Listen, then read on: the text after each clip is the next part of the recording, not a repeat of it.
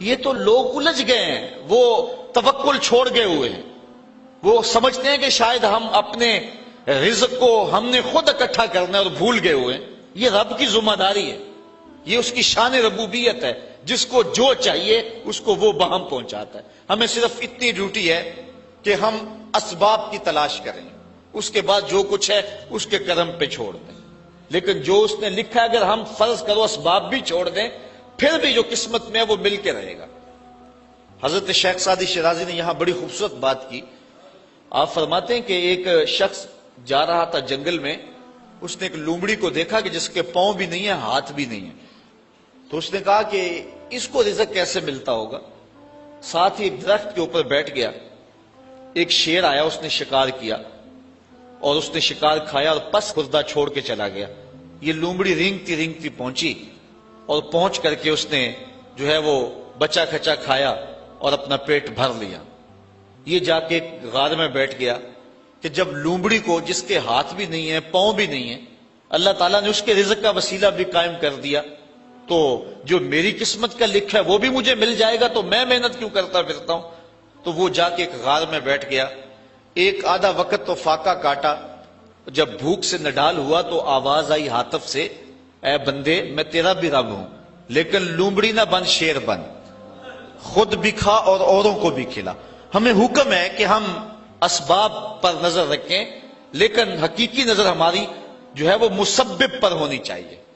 ہم ایسا نہ ہو کہ رزق کی تلاش میں رازق کو چھوڑ دیں اور ہم اس دنیا کو مقصود بنا لیں۔ اللہ تعالیٰ نے ان لوگوں کی مذمت کی ہے جن کا اوڑھنا بچھونا دنیا ہے۔ ارشاد فرمایا کہ جو ہے وہ لوگ الذی جمع مالا وعددہ یحسب ان مالہ اخلدہ کلا لینبذن فی الحطمہ وما ادراک ما الحطمہ نار اللہ الموقدۃ التی تطلع علی الافئدہ۔ وہ جو مال جمع کرتا رہتا ہے اور گنتا رہتا ہے اور پھر یہ خیال کرتا ہے کہ میرا مال مجھ کو لافانی کر دے گا، اللہ تعالیٰ فرماتا ہے ہم اس کو پکڑ کے بڑی آگ میں ڈالیں گے۔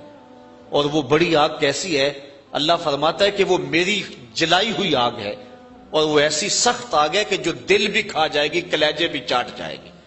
تو اس آگ میں ہم اس بدبخت کو ڈالیں گے جو رزق کی تلاش میں رازق کو بھول گیا ہوا ہے، اور جس نے رزق کو مقصود اور قبلہ جان سمجھ لیا ہے۔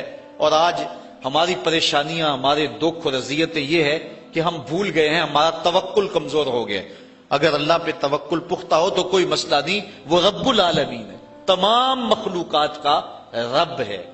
یہاں رب کا لفظ جو ہے وہ واحد ہے، عالمین جمع ہے۔ عالم کہتے ہیں ما سوی اللہ، اللہ کے علاوہ جو کچھ ہے وہ عالم ہے، اور ایک عالم کا رب نہیں ہے، تمام عالمین کا رب ہے۔ پرندوں کا بھی رب وہی ہے، درندوں کا رب بھی وہی ہے، چوپایوں کا رب بھی وہی ہے، چڑیوں کا رب بھی وہی ہے، جو پانی میں تیرنے والے، زمین پہ رینگنے والے، ہواؤں میں اڑنے والے، حتیٰ کہ آگ کے اندر پرورش پانے والے، اور انسانوں، جانوروں، حیوانوں، بہائم، ہر ایک کا رب وہی ہے۔ تمام کائنات کو برابر دے رہا ہے، کوئی مانتا اسے بھی دے رہا ہے اور جو نہیں مانتا اسے بھی دے رہا ہے۔ یہاں وہ رب المسلمین نہیں کہا کہ مسلمانوں کا رب ہے، یہ بھی نہیں کہا کہ انسانوں کا رب ہے، یہ بھی نہیں کہا کہ فرما برداروں اور متیوں کا رب ہے، کہا وہ تمام عالم کا رب ہے، کائنات کی ہر شے کا رب وہی ایک اللہ ہے جو کہ تمام تعریفوں کا حقدار ہے، اور تمام مدح و ستائش اور حمد و توصیف جس کے لائق ہے۔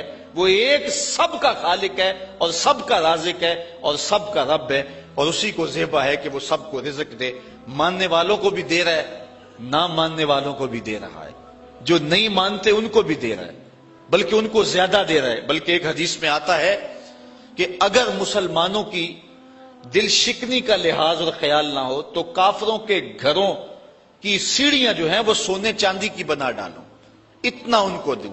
لیکن یہ کہیں گے ہمیں تو زیادہ ہی رگڑ دیا گیا، کافر کو بخشے حور و قصور اور مومن کے لیے فقط وعدہ حور، پہلے شکوہ کر دیا گیا، پھر تو اور زیادہ شکوہ کریں گے۔ لیکن وہ ہر ایک کا مالک ہے، جو نہیں مانتا اسے بھی دے رہا ہے، جو مانتا اسے بھی دے رہا ہے، جو اس کے حضور سجدہ ریز نہیں ہوتا رب اس کا بھی ہے، اور جو اس کے حضور پانچوں وقت سجدہ ریز ہوتا ہے رب اس کا بھی ہے۔